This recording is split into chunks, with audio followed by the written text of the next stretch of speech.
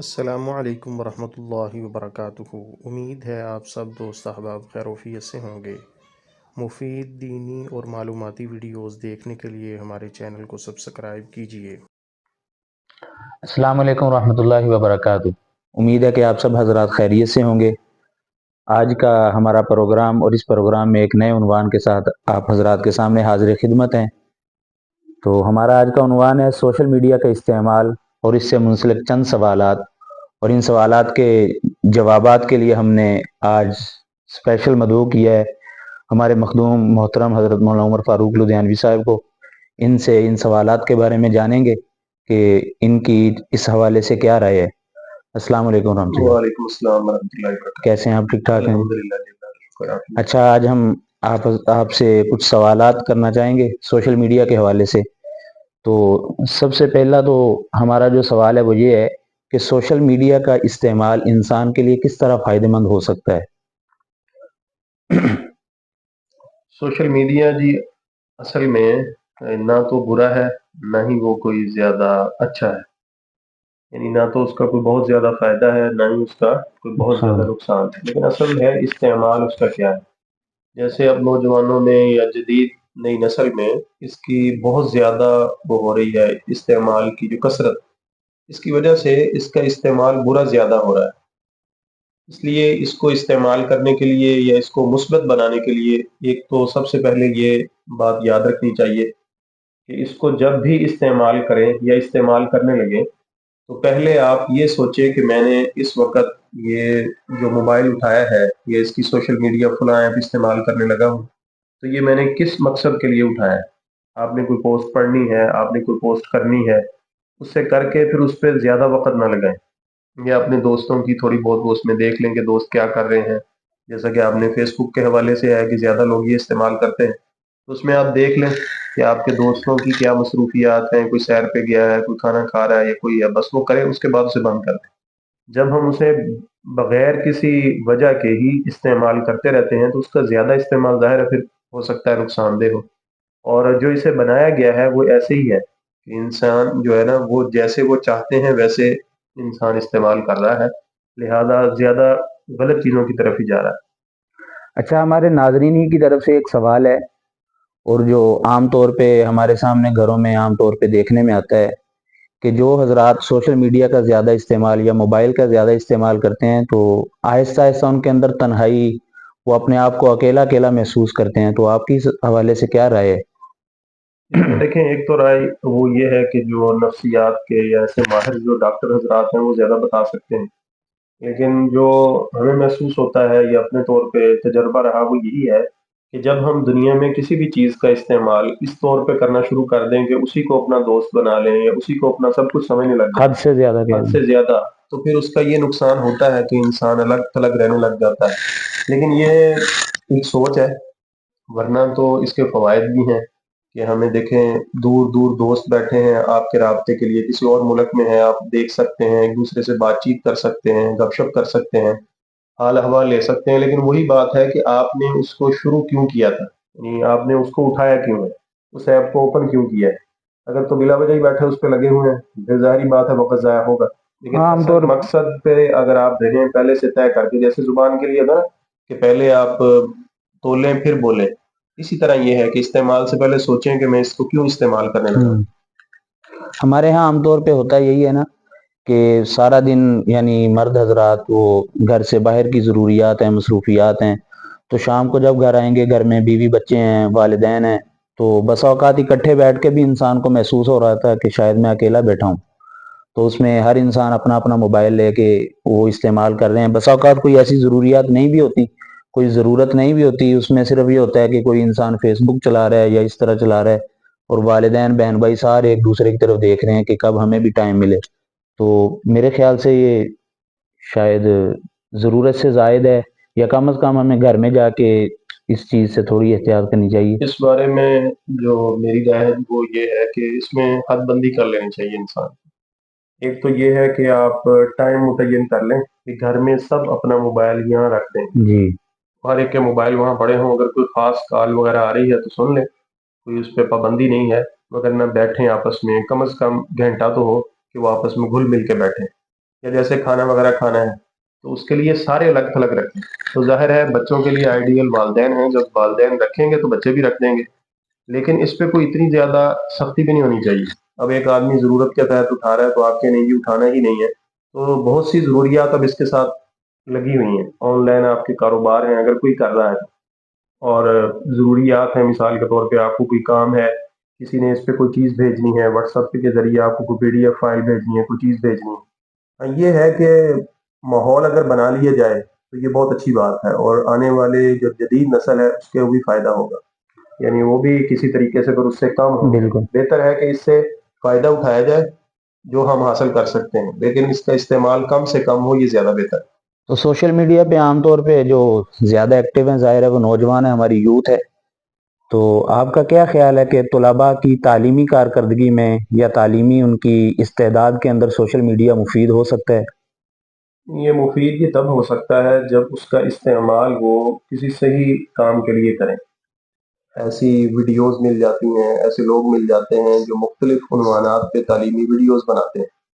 اس میں مثال کے طور پہ سوال سمجھا رہے ہیں. ابھی تھوڑے دن پہلے ہی، بلکہ شاید آج ہی، ایک طالب علم نے بتایا کہ پچھلے سال مدارس کے اندر ایک سوال آیا کہ عدالتی پلوں کا کیا حکم ہے.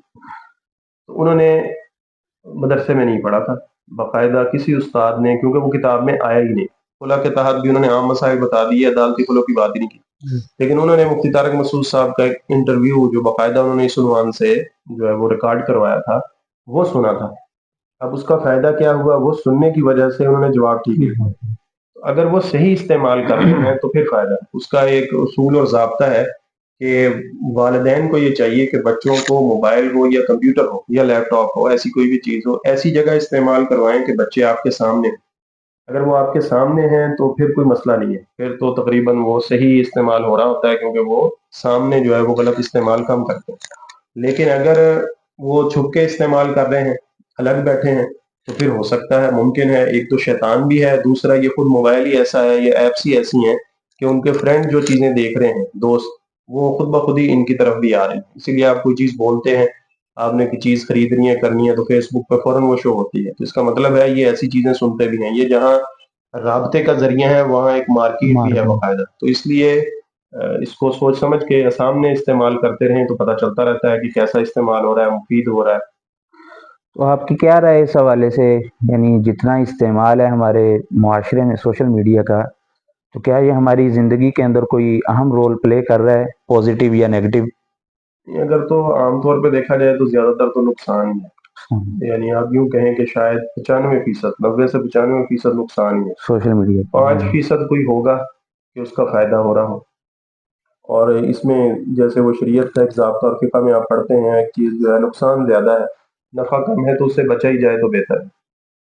اس میں ایک ترتیب ہے کہ اگر حکومت کی ریاست ہماری یہ چاہے تو ان پیکیجز کو، جو اتنے دنیا میں مختلف بڑے مہنگے ترین پیکیجز ہوتے ہیں نیٹ کے، اگر ان کے پیکیجز کو کوئی ایک ایسا معیار بنا دیا جائے، یا ایسی چیزیں جو جیسے کہ آج کل آپ نے خبروں میں سنا ہوگا کہ بہت سی ویب سائٹس وغیرہ بند ہو بلاک کی گئی. جا رہی ہیں جی جی. جو نقصان دہ ہیں دینی حوالے سے یا اخلاقی حوالے سے، ان کو بند کیا جا رہا ہے. اگر حکومتی اعتبار سے بھی ایسی چیزوں پہ گرفت رہے تو بڑی امید ہے کہ فائدہ ہوگا. یعنی وہی چیزیں نظر آئیں. اب یعنی آپ بہت سی ایسی جگہوں میں، جیسے یوٹیوب کے اندر بھی ایک آپشن ہے، اگر آپ آن کر دیتے ہیں تو 18 سال سے بڑی عمر کی والی جو ویڈیوز ہیں وہ آپ کو وہ سامنے نہیں ہوگی، وہ شو ہی نہیں ہوگی. تو کچھ ایسی چیزیں استعمال کر لی جائیں، کچھ خیال کر لیے جائے کہ کیسی چیزیں سخت ہو رہی ہیں، کیا اگر صحیح ہوں تو فائدہ مند ہوتی ہے. آپ کی یہ بات سے ایک بات ذہن میں آئی کہ چلیں یہ تو بہت اچھی بات ہے، حکومت کا ایک اچھا اقدام ہے کہ ایسی ویب سائٹس کے حوالے سے انہوں نے ایکشن لیا ہے. لیکن پھر بھی ہم دیکھتے ہیں کہ ہماری یوتھ، نوجوان، یعنی سوشل میڈیا پہ ہر آنے والا بندہ وہ ایک اسکالر ہے، وہ دین کے بارے میں لوگوں کو بتا رہا ہے. تو اس حوالے سے کیا ہونا چاہیے کہ جس انسان کے پاس اس کا کیا کوئی معیار ہونا چاہیے، کیا لیول ہونا چاہیے کہ ہم کس کو سنیں دینی حوالے سے، اپنی دینی معلومات کے لیے، یا دین کی سمجھ ہم کس سے حاصل کریں؟ سوشل میڈیا پہ تو ہر بندہ آج کل اسکالر بن کے بیٹھا ہوا ہے.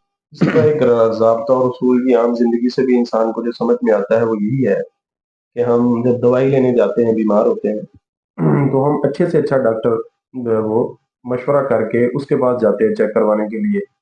ہر آدمی کے پاس دوائی لے دوائی لی لے جاتی ہے. بعض اوقات ہوتا ہے کہ ہمیں گھر سے کوئی کہہ دیتا ہے اس سے بھی لے لو تم ٹھیک ہو جاؤ گے، ہو بھی جاتا ہے لیکن وہ مستند اور معتبر نہیں ہوتا.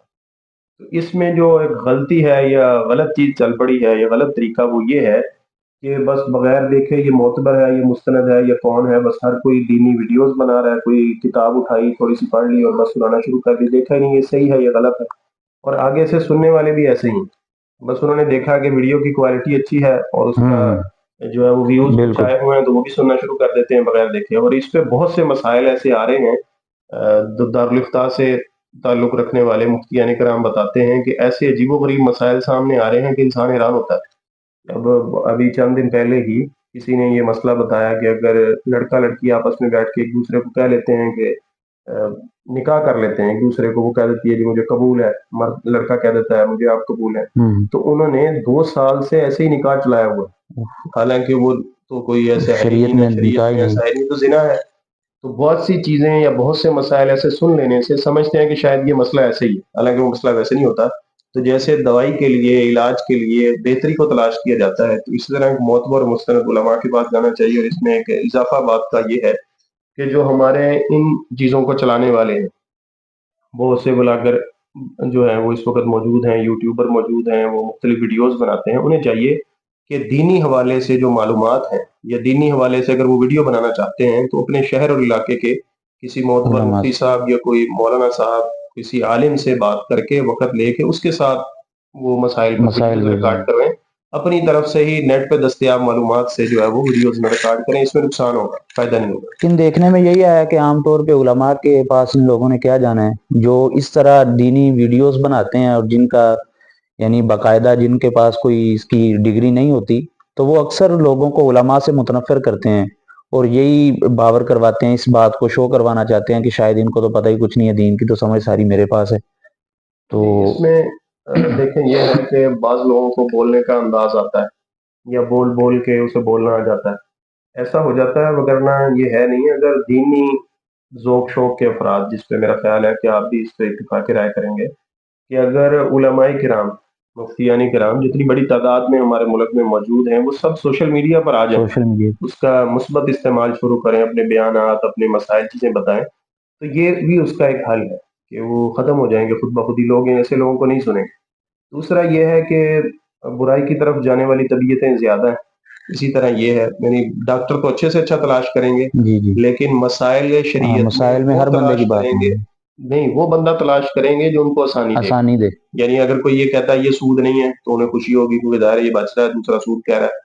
اسی طریقے سے میوزک ہے، اگر کوئی کہہ رہا ہے کہ سن سکتے ہیں تو انہیں اس کی بات اچھی لگتی، کیونکہ وہ عادی ہیں، اپنی ان عادات کو دین کے زمرے میں لانا چاہتے ہیں کہ وہ کسی طرح جائز بن جائے، ان کو چھوڑنا نہیں وہ چاہتے. اپنے مزاج کو شریعت بنانا چاہ رہے مزاج کو شریعت بنانا چاہ رہے ہیں. باقی اگر علماء اس پہ محنت کریں تو ہیں. اب بھی بہت بڑا طبقہ ہے قوم کا جو بہرحال اب بھی دینی لوگوں سے محبت رکھتا ہے اور دینی ذوق شوق باقی. تو آپ کی کیا رائے ہے حضرت اس حوالے سے کہ علماء کو سوشل میڈیا پہ اب آنا چاہیے، اپنی ویڈیوز یا یہ ساری ریکارڈ کروانی چاہیے؟ یہ تو ایک تو پرانا مسئلہ ہے جی کہ آ جانا چاہیے. ہم ہر چیز کو بڑی دیر بعد قبول کرتے ہیں، اور اس پہ آپ نے دیکھا ہوگا کہ ملحد قسم کے لوگ یا بے دین لوگ مذاق بھی اڑاتے ہیں کہ دیکھیں جی پہلے یہ اسپیکر کو صحیح نہیں کہتے تھے اور اب اسپیکر سب سے زیادہ چلتے ہی دیندار لوگوں کے ہاں ہیں.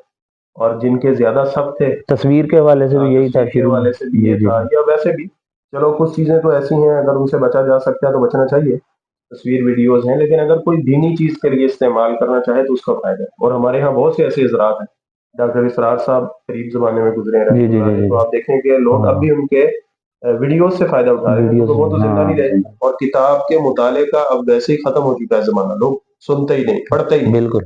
سننے پہ زیادہ توجہ دیتے ہیں. ہم نے بہت سارے ایسے بھی دیکھے ہیں کہ جو آج دنیا میں نہیں ہے لیکن اللہ تعالیٰ نے ان کو بڑا مرتبہ اور مقام دیا تھا، لیکن وقت کے ساتھ ساتھ لوگوں نے ان کو بھلا دیے، کیونکہ نہ تو وہ تصنیف کی لائن میں تھے، ایک وہ دائی قسم کے انسان تھے یا دعوت و تبلیغ کے ساتھ ان کا تعلق تھا. اللہ تعالیٰ نے بڑا نوازا تھا، لیکن آج ان کا صرف ایک نام باقی ہے، ان کی یاد کے لیے کہ بندے کے پاس کوئی ان کے بیانات ہوں یا اس طرح کی چیز ہو.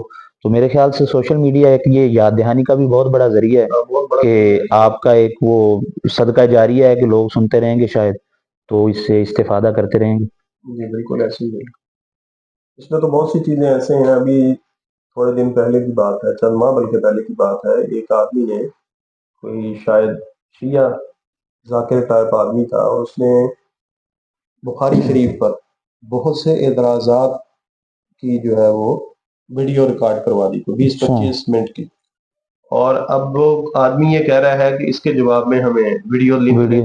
اب ویڈیو لنک کہاں سے دیں؟ جو علماء نے لکھی ہوئی ہیں وہ تو کتابوں میں پڑھی ہیں، لائبریری میں جانے کا شوق ہی اب نہیں، اور مواد تو سارا علمی پڑا ہے لائبریریوں میں، اس لیے بہتر ہے کہ ان چیزوں کو ویڈیو کی صورت میں اپلوڈ کر دیا جائے تاکہ جو لائبریری میں نہیں جا رہا اسے علم جو ہے وہ یہاں سے مل جائے۔ اب اگر علماء اس کا ویڈیو بیان ریکارڈ نہیں کروائیں گے یا اس کا ویڈیو جواب نہیں دیں گے تو وہ تو اور شیئر ہو جائے گا کہ دیکھیں جی میرے سوالات کا جواب نہیں دے سکے۔ بالکل ایسے اس لیے بلکہ بہت سے لوگ دیکھنے والے ہیں تو ہو سکتا ہے لوگوں کے ذہن میں آ جائے کہ یہ تو واقعی شاید سچ کہہ رہے ہیں۔